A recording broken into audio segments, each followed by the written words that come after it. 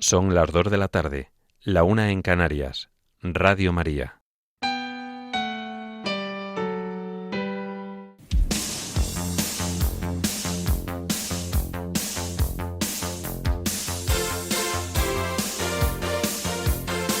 Servicios informativos de Radio María.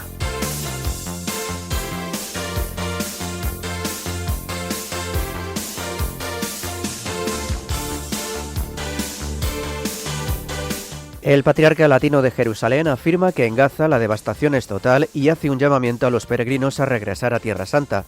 E Irán advierte de que si Donald Trump ataca el país, bombardeará bases de Estados Unidos y sus aliados en la región. Estas y otras noticias en el informativo que ahora comenzamos. Buenas tardes.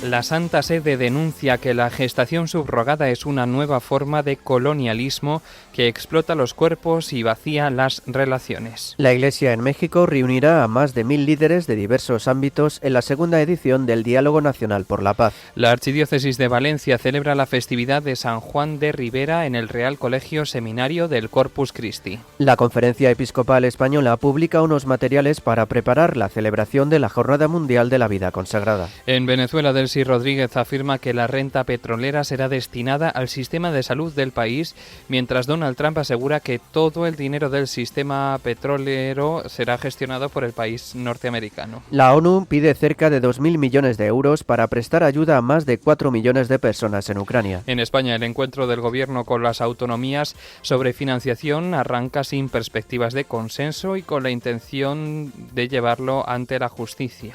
Los médicos vuelven a la huelga en varias comunidades para exigir un estatuto propio con la mirada puesta en una posible huelga indefinida. Y en deportes, el Atlético de Madrid de fútbol se ha clasificado para los cuartos de final en la Copa del Rey gracias a su triunfo por 0-1 al Deportivo de La Coruña.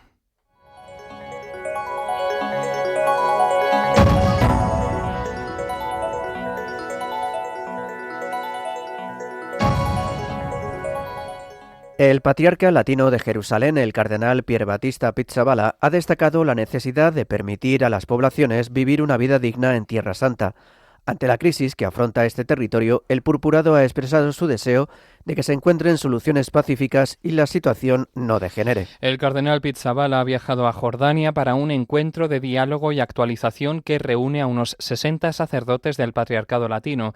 También asisten 3 obispos, el vicario para Jordania, Monseñor Iyad Tual, el vicario para Jerusalén y Palestina, Monseñor William Somali, y el vicario para Israel, Monseñor Rafik Narra. En este contexto, el patriarca latino de Jerusalén ha comentado que todo Oriente Próximo se ha visto afectado por la guerra de diversas maneras según la zona. El cardenal Pizzaballa indica que si las repercusiones en Jordania se han manifestado sobre todo desde el punto de vista de la parálisis de la vida comercial, afectando a las actividades económicas y a los desplazamientos, en Cisjordania la situación se deteriora continuamente y en Gaza la devastación es total. El purpurado explica que en estos 3 meses, desde que comenzó el alto el fuego, la situación en Gaza no ha cambiado. Además, precisa que ya no hay guerra abierta, pero afirma que siguen los bombardeos selectivos. El cardenal Pizzaballa apunta que aunque hay más comida que antes, faltan medicamentos. Y en medio de esta situación, el patriarca latino de Jerusalén ha hecho un llamamiento a los peregrinos para que regresen a toda Tierra Santa, subrayando que ya es absolutamente seguro y que allí se vive una maravillosa experiencia de encuentro con Jesucristo. Cambiamos de asunto. El ministro de Defensa iraní ha advertido de que su país atacará bases estadounidenses en la región si Estados Unidos lanza una ofensiva contra la nación persa. El militar ha asegurado que todas las bases del país norteamericano y las bases de otros países de la región que ayuden a Estados Unidos en ataques contra suelo iraní serán considerados objetivos legítimos. El presidente de Estados Unidos, Donald Trump, ha amenazado en varias ocasiones al régimen iraní de lanzar un ataque contra el país para defender a los miles de manifestantes que salen a las calles desde hace 2 semanas en protestas por toda la República Islámica en las que han muerto centenares de civiles. En medio de la escalada de tensión, Irán celebra los funerales por más de 100 miembros de las fuerzas de seguridad que, según el régimen, han muerto durante las protestas. Irán acusó ayer al presidente de Estados Unidos de fomentar la desestabilización política, incitar a la violencia y amenazar la soberanía, la integridad territorial y la seguridad nacional del país, en una carta enviada al Consejo de Seguridad de Naciones Unidas. En la misiva, el embajador iraní ante las Naciones Unidas, Amir Saed Iravani, ha sostenido que Estados Unidos y el régimen israelí tienen una responsabilidad legal, directa e innegable por la consiguiente pérdida de vidas civiles inocentes, en particular entre los jóvenes, dicen. La carta fue remitida también al secretario general de la ONU, Antonio Guterres. Por su parte, la ONG Human Rights Activists ha denunciado que 1.850 personas, incluyendo niños, han muerto como consecuencia de la represión de las protestas y ha cifrado en más de 16.700 los detenidos por las fuerzas de seguridad iraníes. La cifra es muy superior a los 734 muertos denunciados por la organización Iran Human Rights.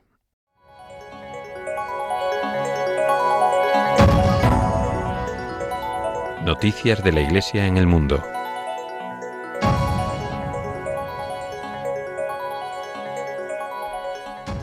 El secretario Vaticano para las relaciones con los Estados y las organizaciones internacionales, Monseñor Paul Richard Gallagher, ha denunciado la gestación subrogada, que considera una nueva forma de colonialismo que explota los cuerpos y vacía las relaciones. Así lo ha expresado durante su intervención en el diálogo titulado Un frente común por la dignidad humana, prevenir la mercantilización de mujeres y niños en la maternidad subrogada. Este encuentro tuvo lugar ayer en la sede de la Embajada de Italia ante la Santa Sede, en el Palacio Borromeo, y contó con la participación de la ministra italiana para la Familia, la Natalidad y la Igualdad de Oportunidades, Eugenia Maria Roccella. El acto estuvo introducido por los saludos institucionales del embajador de Italia ante la Santa Sede, Francesco Di Nitto, y del embajador de Chipre ante la Santa Sede y decano del cuerpo diplomático, George Poulides. En su alocución, Monseñor Gallagher subrayó que la cuestión de la maternidad subrogada concierne a toda la humanidad y recordó las palabras que el Papa León XIV dedicó al tema en su discurso al cuerpo diplomático acreditado ante la Santa Sede el 9 de enero. En aquella ocasión, el pontífice había definido la maternidad subrogada como una práctica que, al transformar la gestación en un servicio negociable, viola la dignidad tanto del niño, reducido a producto, como de la madre al instrumentalizar su cuerpo y el proceso generativo y alterar el proyecto original de relaciones de la familia. Más allá de las formulaciones jurídicas, el secretario Vaticano para las relaciones con los Estados y las organizaciones internacionales recalcó que no se puede eludir la realidad. A este respecto, aseveró que se trata de la venta de un niño entregado a los compradores en virtud de un contrato que pone en el centro los intereses de los adultos y no los de los más pequeños. El secretario Vaticano recordó además el impacto de la gestación subrogada sobre el cuerpo femenino, reducido a mero instrumento reproductivo, ocultando la dimensión existencial e intransferible de la gestación. Por ello, Monseñor Gallagher advirtió de que las consecuencias de la gestación subrogada afectan de manera significativa a la concepción social de la maternidad y más ampliamente de la dignidad humana. Finalmente, el prelado reafirmó el compromiso de la Santa Sede en defender los derechos de los niños. Por otro lado, el Papa León XIV, durante la audiencia general que se ha celebrado esta mañana en el Vaticano, ha dedicado su catequesis a la Constitución dogmática de Iberbun sobre la divina revelación. Como ha señalado, este documento conciliar nos recuerda un punto fundamental de la fe cristiana, que Jesucristo transforma radicalmente las relaciones del ser humano con Dios. En este sentido, el Santo Padre ha explicado que nuestro vínculo con Él consiste en una relación dialógica de amistad cuya única condición es el amor. De este modo, el pontífice ha indicado que Dios se nos revela a sí mismo por medio de su palabra, y como sucede en una relación de amigos, se alimenta y consolida mediante el intercambio de palabras sinceras. El sucesor de Pedro añade que por eso el Señor nos invita a la escucha para que su palabra penetre en nuestras mentes y en nuestros corazones. Por ello, ha hecho esta invitación en su saludo a los peregrinos de lengua española. Saludo cordialmente a los peregrinos de lengua española.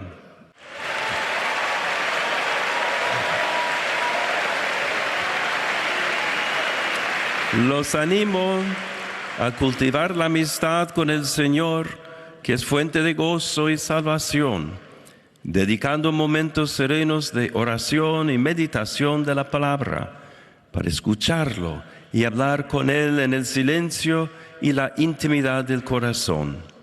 Que Dios los bendiga. Muchas gracias. En este contexto, el obispo de Roma ha comentado que al mismo tiempo estamos llamados a hablar con Él y agrega que podemos hacerlo en la oración litúrgica y comunitaria, donde nos habla por medio de la Iglesia, precisa el Papa, y en la oración personal. Por último, el Santo Padre ha afirmado que solo cuando hablamos con Dios podemos también hablar de Él a quienes nos rodean. Nos vamos a México, donde la Iglesia reunirá a más de 1000 líderes de diversos ámbitos en la segunda edición del Diálogo Nacional por la Paz. Tendrá lugar del 30 de enero al 1 de febrero en la sede de la Universidad Jesuita ITESO en Guadalajara, en Jalisco. Como ha informado la Conferencia Episcopal de México, entre los participantes habrá obispos, sacerdotes y laicos católicos. También asistirán víctimas de la violencia, universitarios, empresarios, autoridades intelectuales, expertos y personas de distintas confesiones religiosas. El Diálogo Nacional por la Paz está impulsado por la Conferencia Episcopal junto con la Dimensión Episcopal para los laicos, la Conferencia de Superiores Mayores de Religiosos de México y los jesuitas de este país. Con esta ocasión, los obispos de México han explicado que la edición del Diálogo Nacional por la Paz no será simplemente un evento, sino el inicio de una década decisiva para la nación. Esta iniciativa surgió tras el asesinato de los sacerdotes jesuitas Javier Campos y Joaquín Mora, cuando intentaban proteger al guía turístico Pedro Palma en Cerocahui, en Chihuahua, en junio de 2022. Esto, añaden los prelados, sumado a cientos de miles de asesinatos y desaparecidos en el país, detonó el movimiento de escucha considerado el más grande de la historia reciente de México. Más de 1000 foros en todo el territorio nacional que documentaron más de 20.000 voces de víctimas, comunidades indígenas, jóvenes, empresarios, académicos, iglesias y organizaciones civiles. Y de este proceso, recuerda a la Conferencia Episcopal Mexicana, surgió la Agenda Nacional de Paz.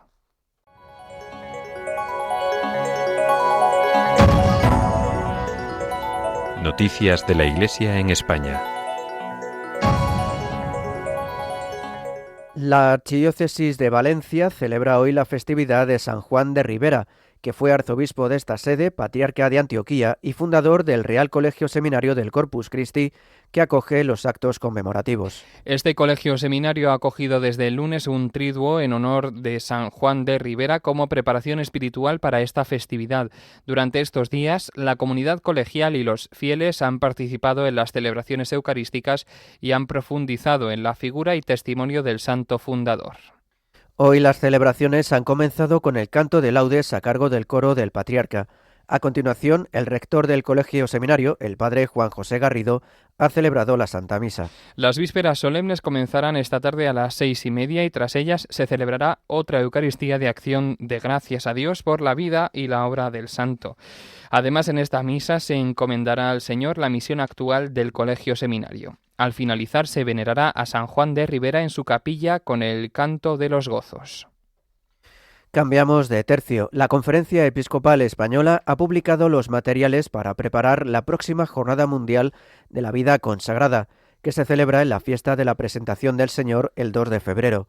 El lema de este año es «¿Para quién eres?», en sintonía con el Congreso de Vocaciones. Estos materiales han sido elaborados por la Comisión Episcopal para la Vida Consagrada. Entre ellos está el mensaje de los obispos, testimonios, textos del Papa León XIV, oraciones, así como los subsidios litúrgicos para celebrar esta jornada. Todo ello con el fin de centrar la mirada en las personas que mediante la consagración de vida dedican su vida a Cristo. Este año, la Jornada Mundial de la Vida Consagrada recuerda el Congreso de Vocaciones que se celebró hace casi un año, del 7 al 9 de febrero de 2025. Como explican desde la Conferencia Episcopal, este aniversario de este encuentro de comunión fraterna entre todas las vocaciones motiva a la vida consagrada para seguir construyendo la cultura vocacional y tomar conciencia de que cada persona es una vocación para la misión. Asimismo, los 3 interrogantes desarrollados por los obispos de la comisión en su mensaje son ¿a quién llamas?, ¿a quién buscas? ¿Y a quién sirves? A través del recorrido planteado desde este organismo, concluyen con el reconocimiento de que el corazón de la persona consagrada se vuelve menesteroso y agradecido a su Señor. Todos estos materiales se pueden descargar en la web de la Conferencia Episcopal Española. Seguimos hablando de vida consagrada. La provincia carmelita de Aragón, Castilla y Valencia ha anunciado el estreno del documental sobre el testimonio de Fray Pablo María de la Cruz, un joven de Salamanca que falleció en julio de 2023 a los 21 años, unas semanas después de haber realizado sus votos como carmelita en el convento de San Andrés en el Carmen de Abajo. El título de este documental es La cruz es mi alegría, no mi pena. Como explican sus promotores, esta producción narra la vida del joven a través del testimonio de familiares, amigos, sacerdotes, frailes y monjes que tuvieron con Fray Pablo María de la Cruz una estrecha relación y fueron testigos directos de la obra que Dios hizo en él. También se ofrecen varios fragmentos de una entrevista al joven Pablo que fue grabada pocos días antes de su muerte. Entre los principales mensajes que ha dejado está que el cielo existe y que Jesús está vivo. Él también afirmó que por el sufrimiento en la enfermedad se encontró con Dios y que por la muerte en la enfermedad se irá con él, algo que, como aseguraba, le hacía inmensamente feliz.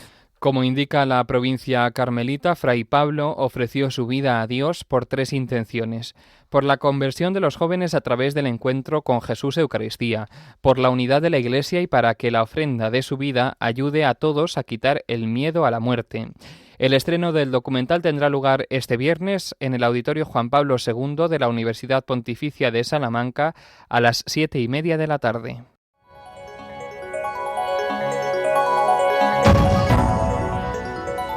Información internacional.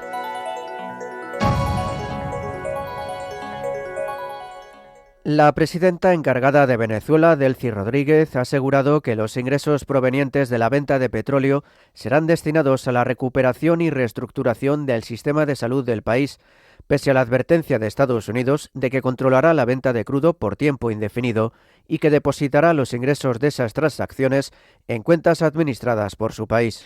Delcy Rodríguez indicó que trabaja en un plan especial para el área de salud afectada por años de crisis y que el primer compromiso es que cada dólar que ingrese a Venezuela de la industria petrolera y gasífera vaya destinado a atender los requerimientos del sistema sanitario.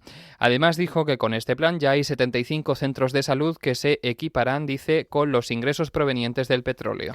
Les informamos también de que los líderes opositores venezolanos María Corina Machado y Edmundo González Urrutia siguen manteniendo que la liberación masiva de presos anunciada por el régimen venezolano hace 5 días no se está llevando a cabo en los términos anunciados. La portavocía oficial de los 2 dirigentes políticos de Venezuela ha señalado en un comunicado que la cifra de 116 excarcelados difundida por el régimen el lunes no se corresponde con la realidad, ya que las organizaciones de derechos humanos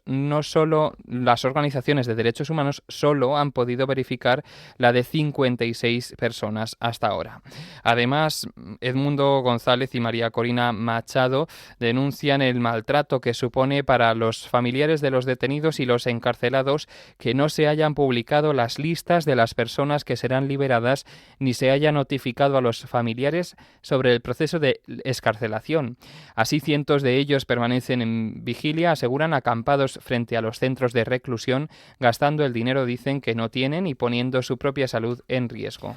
Cambiamos de tema. La Organización de Naciones Unidas y sus socios humanitarios han solicitado una ayuda de casi 2.000 millones de euros para prestar ayuda esencial a más de 4 millones de personas en situación de vulnerabilidad en Ucrania, a poco más de un mes para que se cumplan 4 años desde la invasión lanzada por el régimen ruso. Así lo ha anunciado el organismo en un comunicado difundido en su página web, en el que ha lamentado los estragos de una implacable guerra en territorio ucraniano y que le llevan a lanzar el plan de necesidades y respuesta humanitaria, con el que espera brindar apoyo vital, incluidos alimentos, atención médica, refugio, protección, asistencia en efectivo y otra ayuda a más de 4 millones de las personas más vulnerables en 2026, si bien se espera que 10,8 millones de ucranianos requieran ayuda humanitaria este mismo año. El coordinador humanitario de la ONU para Ucrania, Matías Smale, ha asegurado que 4 años más tarde se enfrentan a otro punto de inflexión crítico. aludiendo a los cortes generalizados de electricidad y calefacción durante las extremas condiciones invernales a los que se enfrenta Ucrania en esta época del año. El plan coordinado por la Oficina de Naciones Unidas para la Coordinación de Asuntos Humanitarios se centrará en las poblaciones que viven cerca de la línea de frente y regiones fronterizas, puesto que son las que siguen afrontando las mayores necesidades humanitarias debido a la intensificación de los bombardeos, la destrucción de la infraestructura civil y la persistente interrupción de los servicios esenciales. Nos vamos ahora hasta Groenlandia, donde el presidente de Estados Unidos ha rechazado las declaraciones del primer ministro groenlandés, Jens Frederik Nielsen, después de que reiterara que la isla quiere seguir bajo soberanía de Dinamarca y ha afirmado que esa postura va a ser un gran problema para él, en medio de las exigencias de Washington para anexionar este territorio. El presidente de Estados Unidos ha reiterado que con Groenlandia en manos de su país, la OTAN se vuelve mucho más eficaz y ha agregado que cualquier cosa menos que eso es inaceptable. Decía Donald Trump que ha defendido su interés sobre la estratégica isla justo el mismo día en que representantes de Dinamarca, Groenlandia y los Estados Unidos celebran un encuentro para tratar las intenciones de Washington de anexionarse el territorio.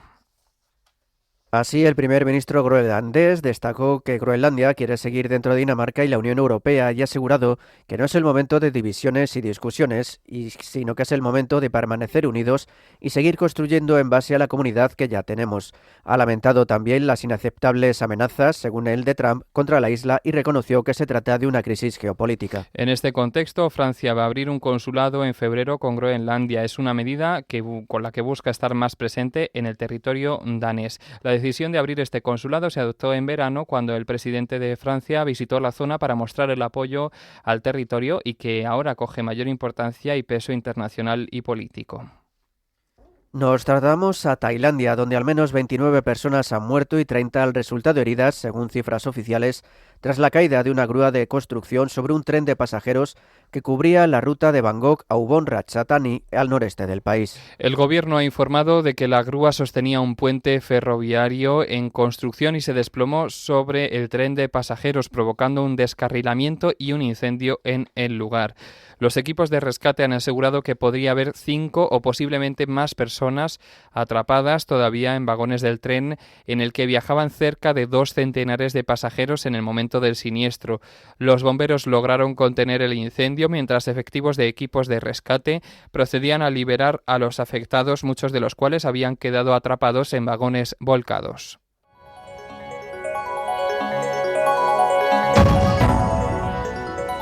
Información nacional.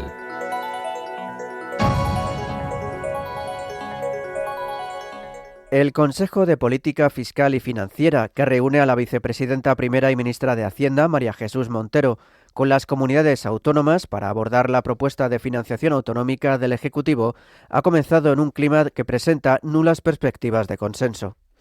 Únicamente la consejera catalana de Economía y Finanzas ha mostrado en declaraciones a la prensa a su llegada al Ministerio de Economía y Hacienda, donde tiene lugar este encuentro, una buena disposición hacia este nuevo sistema. En contra de la propuesta del Gobierno, el líder del Partido Popular, Alberto Núñez Feijóo, ha asegurado que la reunión acredita que todo ha sido una improvisación para que Pedro Sánchez se mantenga unos meses más en la Moncloa.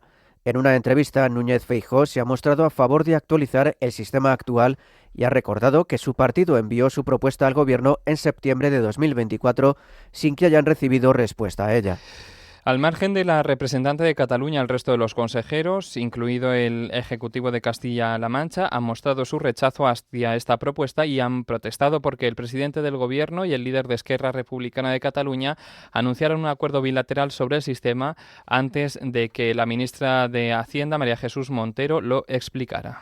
Les hablamos ahora de salud. La agrupación profesional por un estatuto médico y facultativo ha convocado una huelga durante los 2 próximos días en varias comunidades para protestar contra el estatuto marco que negocia el Ministerio de Sanidad y para exigir una regulación específica para este colectivo. En concreto, esta agrupación, que aglutina a una veintena de organizaciones médicas sindicales y no sindicales, ha llamado a un nuevo paro de todos los profesionales de Madrid, Cataluña, País Vasco, Galicia, Navarra, Comunidad Valenciana, Murcia y Asturias, así como a los médicos de familia en toda España.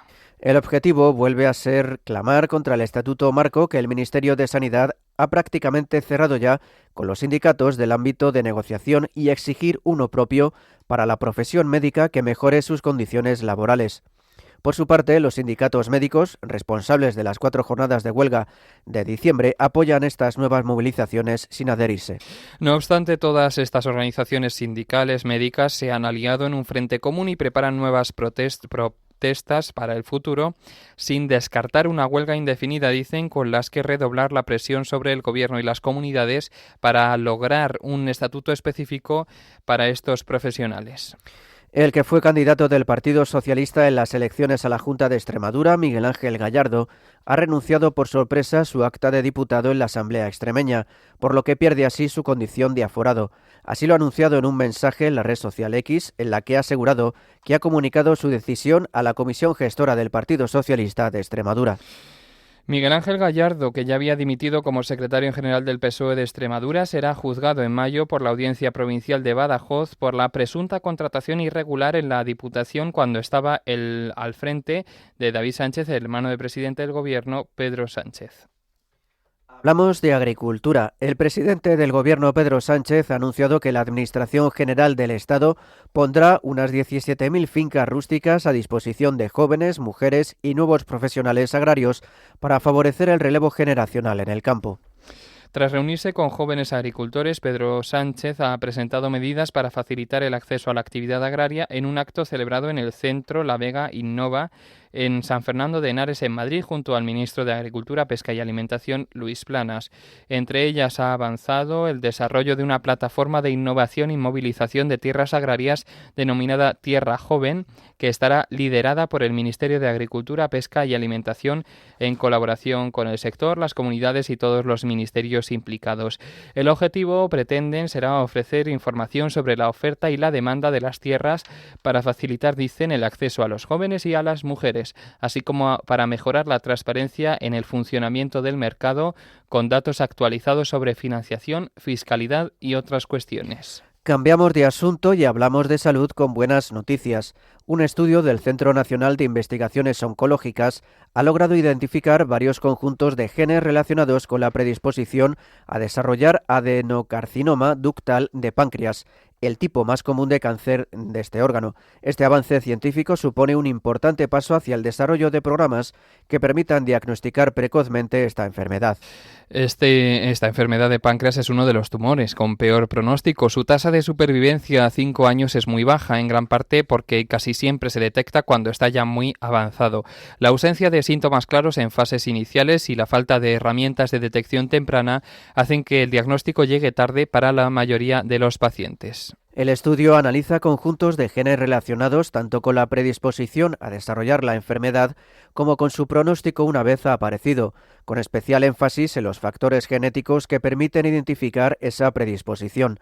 En este contexto, desde el Centro de Investigación subrayan que adelantar el diagnóstico es un desafío especialmente importante en el cáncer de páncreas. Pero el estudio va más allá de la predisposición genética y analiza también el papel del sistema de complemento de la evolución del tumor. Los investigadores han observado que determinados grupos de genes influyen en el tipo de células inmunitarias que se infiltran en el tumor, como son las células defensoras, que mejoran la supervivencia, o células reguladoras que tienen el efecto contrario.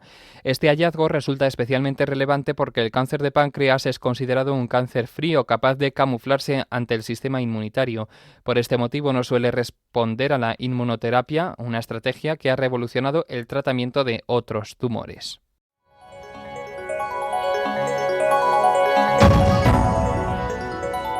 Información deportiva.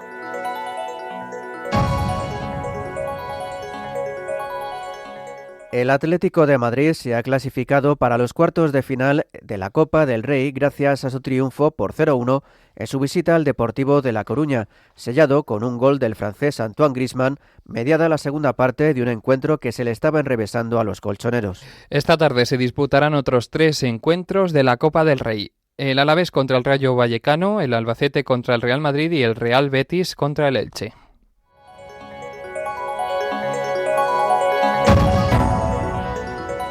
Noticias autonómicas.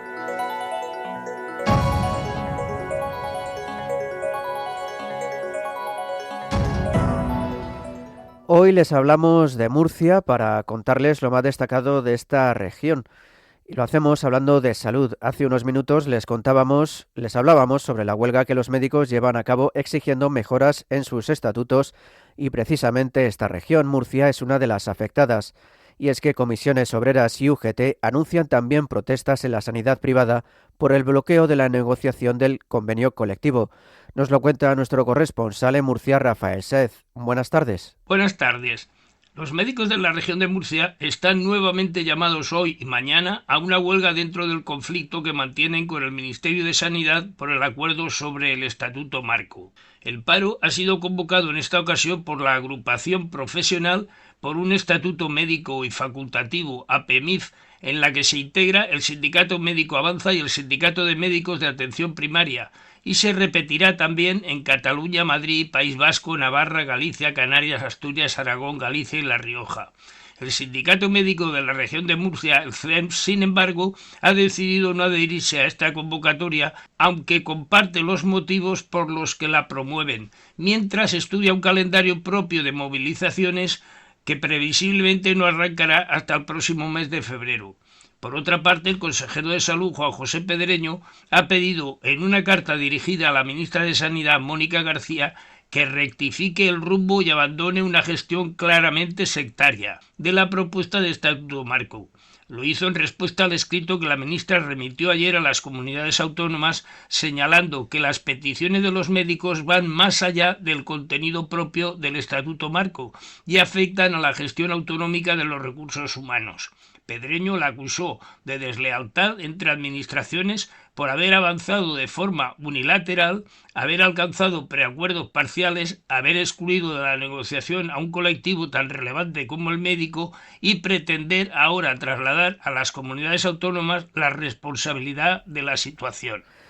Por otro lado, les contamos que 1 de cada 5 murcianos no puede calentar su casa durante el invierno. El 13,4% de la población de la región tuvo dificultades para pagar facturas de suministros como la luz y el gas durante el año 2024. Así es. La pobreza energética te obliga a tomar decisiones dramáticas todo el tiempo, o calefacción, o comer más carne este mes, o los medicamentos que necesito, o encender el calentador para los niños, asegura Federico Montalbán, coordinador de la Red Europea de Lucha contra la Pobreza en la región. Según los datos de la encuesta de condiciones de vida del Instituto Nacional de Estadística, la región de Murcia es la cuarta comunidad por detrás de Ceuta, Melilla y Andalucía con el porcentaje más elevado de personas que sufren pobreza energética, al alcanzar el 19,6% de los murcianos. La media nacional se encuentra en el 17,6%. Esto se traduce en que algo más de 311.000 personas en la región se enfrentan a decisiones similares a las que expone Montalbán casi a diario. En este porcentaje se encuentra todo el espectro, desde el que vive en un asentamiento chabolista a quien reside en una casa sin calefacción o al vecino que sí la tiene, pero no la puede encender porque no le llega para pagar la factura. Detalla. A los problemas para mantener una temperatura adecuada en el hogar se unen la vergüenza y el estigma que para muchos lleva consigo no poder encender un radiador cuando las temperaturas se desploman. Y finalizamos con esta noticia. El Boletín Oficial de la Región de Murcia publicará mañana jueves la orden de la Consejería de Salud que prorroga el uso obligatorio de la mascarilla desde el 15 hasta el 28 de enero. Esta medida seguirá vigente en hospitales públicos y privados, dentro de salud de atención primaria y centros de salud mental, consultorios y servicios de urgencias. La obligatoriedad del uso de la mascarilla entró en vigor el 9 de diciembre ante el aumento de la incidencia de las infecciones respiratorias agudas en la región y se prorrogó a finales de diciembre hasta el 14 de enero. Y esto es todo por hoy. Desde Murcia, un saludo y hasta el próximo miércoles, si Dios quiere. Muchas gracias, Rafael. Hasta la semana que viene. Y finalizamos con la previsión del tiempo realizada por Miriam Herraiz. Esta tarde tendremos algunos claros y precipitaciones débiles en el centro, sur y mitad norte de la península. El viento soplará con fuerza en el archipiélago canario y en los Pirineos. La mar estará alterada en Canarias, en el Estrecho, en la costa gallega y en la Cantábrica, con olas entre los 3 y 4 metros, y las temperaturas máximas serán parecidas a las de ayer. Mañana jueves amaneceremos con nieblas en la mayor parte de nuestra geografía. Esperamos una jornada con cielos nubosos en todo el norte, oeste y centro peninsulares, con precipitaciones que serán de moderada intensidad en Galicia. Se irán extendiendo hacia el resto.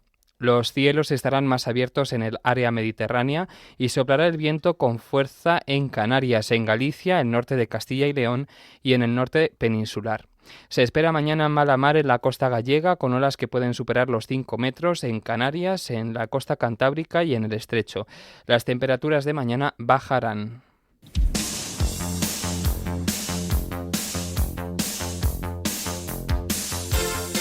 Es todo por ahora. Los hemos acompañado en la redacción Cristina Abad y Natalia Otero de Bustos y en los micrófonos José García y Javier Pérez. Tendrán más noticias a las 10 de la noche, las 9 en Canarias.